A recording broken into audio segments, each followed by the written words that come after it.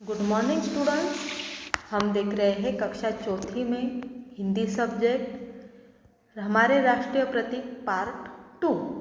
अब तक हमने पार्ट 1 में देखा कि हमें कैसे हमारे राष्ट्रीय प्रतीक हमें हमारे विरासत से मिलते आ रहे हैं और वो हमारे विरासत का मूलभूत हिस्सा है। और पहले हमने देखा कि हमारे राष्ट्रीय ध्वज, राष्ट्रीय पक्षी और राष्ट्रीय पुष्प के बारे में हमने जानकारी दी कि हमारा राष्ट्रीय पुष्प हमने कब उसे राष्ट्रीय पुष्प हमने अपनाया, क्योंकि वो प्राचीन काल से हिंदी संस्कृत में उसे शुभता का माना गया है, इसलिए उसे हमने क्या किया, राष्ट्रीय पुष्प हमने क्या किया, घोषित किया। अब देखते हैं राष्ट्रीय पशु। हमारा जो राष्ट्रीय पशु है वो है बाघ। हमारा राष्ट्रीय पशु जो है वो है बाघ। और देखो, भारत का राष्ट्रीय पशु बाघ है। बाघ की शक्ति का प्रतीक, बाघ एक शक्ति का प्रतीक है। इसके शरीर पर काली धारियाँ होती है। वर्ष 1973 में राष्ट्रीय पशु उसे घोषित किया गया। यानी देखो, हमारा ये जो राष्ट्रीय पशु है बाघ, ये किसका प्रतीक है, शक्ति का प्रतीक है। यानी देखो, स्ट्रॉन्ग, शक्ति यानी क्या, स्ट्रॉन्ग है, वो बहुत ही स्ट्रॉन्ग। और उसकी विशेषता क्या है कि उसके शरीर पर काली धारियाँ है, यानी उसका शरीर पूरे पीले रंग का है और उसके ऊपर काली धारियाँ है। और देखो, हमने 1973 में उसे राष्ट्रीय पशु घोषित किया था। उससे पहले इसे हमने राष्ट्रीय पशु इसलिए घोषित किया क्योंकि 1972 में बहुत सारे जंगलों में बाघ की जो है वो क्या किए जाने लगी, शिकार की जाने लगी। यानी बाघ बहुत ही कम मात्रा में रहने लगे, बहुत कम मात्रा में पाए जाने लगे। फिर बाघ की प्रजाति को बचाने के लिए फिर भारत सरकार ने 1973 में उसे राष्ट्रीय पशु घोषित किया, ताकि जब राष्ट्रीय पशु जब बाघ बना तो उसका शिकार करना बंद हो गया। अब देखो, राष्ट्रीय वृक्ष। हमारा राष्ट्रीय वृक्ष कौन सा है, बरगद।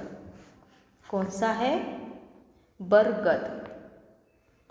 राष्ट्रीय वृक्ष है हमारा बरगद।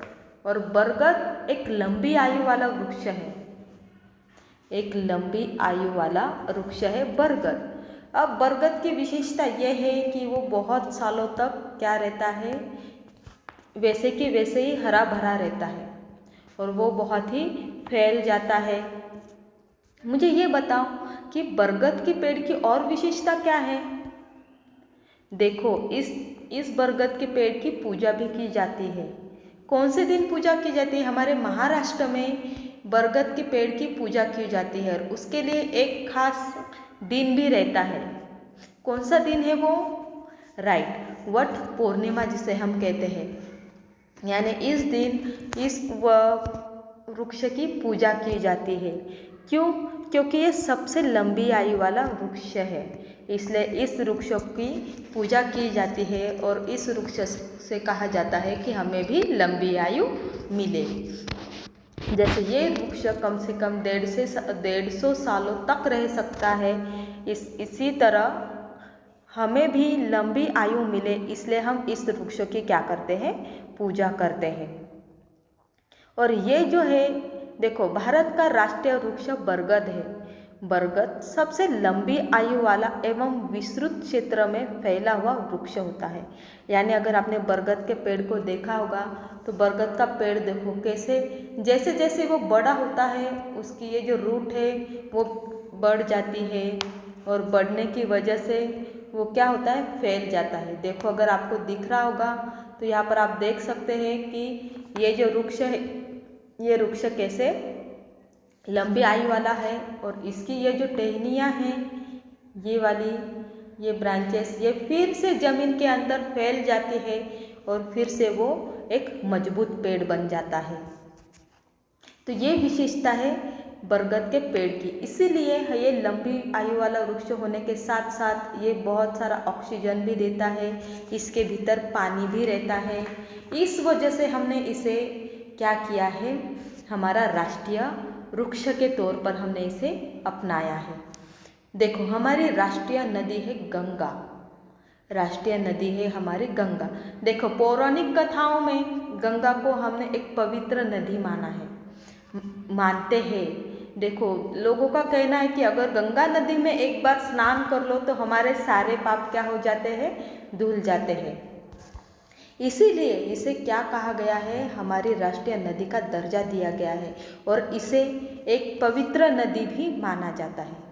देखो भारत सरकार ने इसे 2008 में इसे राष्ट्रीय नदी का दर्जा दिया गया है। 2008 में इसे राष्ट्रीय नदी का दर्जा दिया गया। तब तक क्यों, क्योंकि ये हमारे पौराणिक कथाओं में और हम मानते भी हैं कि गंगा एक पवित्र नदी है और उसे हम अपनी माता भी मानते हैं। फिर देखो हमारा राष्ट्रीय गान कौन सा है, हमारा राष्ट्रगान कौन सा है? यस, जन गण मन भारत का एक राष्ट्रीय गान है, जिसे किसने लिखा है? यस, उसे श्री रविंद्रनाथ टैगोर ने इसे लिखा है, उनके द्वारा ये रचित है। देखो हर 15 अगस्त के दिन हमारे जो पंत प्रधान हैं यानी पीएम हैं, वो दिल्ली के लाल किले पर आकर ध्वजारोहण करते हैं और वहाँ पर वो क्या करते हैं, भाषण भी देते हैं। हर साल 15 अगस्त के दिन हमारे पीएम क्या करते हैं, दिल्ली के लाल किले में आकर, ये देखो ये जो हमें चित्र दिख रहा है, ये चित्र किसका है? दिल्ली के लाल किले का है। और वहाँ पर क्या दिख रहा है आपको, बताओ ये क्या है? यस, ये हमारा राष्ट्रीय झंडा है और इसे कैसे देख रहे हैं हम? लहराते हुए देखते हैं। और हमेशा हमारा राष्ट्रीय फ्लैग कैसा रहे, ऐसा ही लहराता रहे, यही हम चाहते हैं। देखो हमारे राष्ट्रीय जयगान क्या है? जन गण मन अधिनायक जय है, भारत भाग्य विधाता, पंजाब सिंध गुजरात मराठा, द्रविड़ उत्कल बंग, विंध्य हिमाचल यमुना गंगा, उज्जल जलधि तरंग, तव शुभ नामे जागे, तव शुभ आशीष मागे, गाहे तव जय गाथा, जन गण मंगलदायक जय है, भारत भाग्य विधाता। जय है जय है जय है जय जय जय है, यानी पंजाब सिंधु यानी हमारे भारत का जो भाग्य विधाता है वो कौन है? हम लोग हैं, भारत की जनता है। पंजाब हो, सिंधु यानी सिंधु नदी हो, गुजरात मराठा, ये कोई भी भाग हो, यहाँ हर जगह, चाहे वो विंध्य हिमाचल हो या गंगा यमुना हो या फिर सागर हो, हर जगह बस भारत देश का नाम ही क्या रहे? रोशन रहे। हर जगह भारत देश की जय गान हो और ऐसे ही इसका धन्य है हमारा भारत देश। ऐसा भारत का भाग्य विधाता हम रचते हैं और इसीलिए हमारे भारत देश का नाम हर जगह रोशन हो, इसलिए इसे हम क्या कहते हैं? जय है जय है जय जय जय है। ओके स्टूडेंट्स, चलो मुझे अभी फॉर एग्जांपल ये हमारा जो टॉपिक है इसमें हमने हमारे राष्ट्रीय प्रतीकों के बारे में थोड़ी जानकारी हासिल की, यानी हमने हमारे राष्ट्रीय प्रतीकों के बारे में जान लिया। Okay students.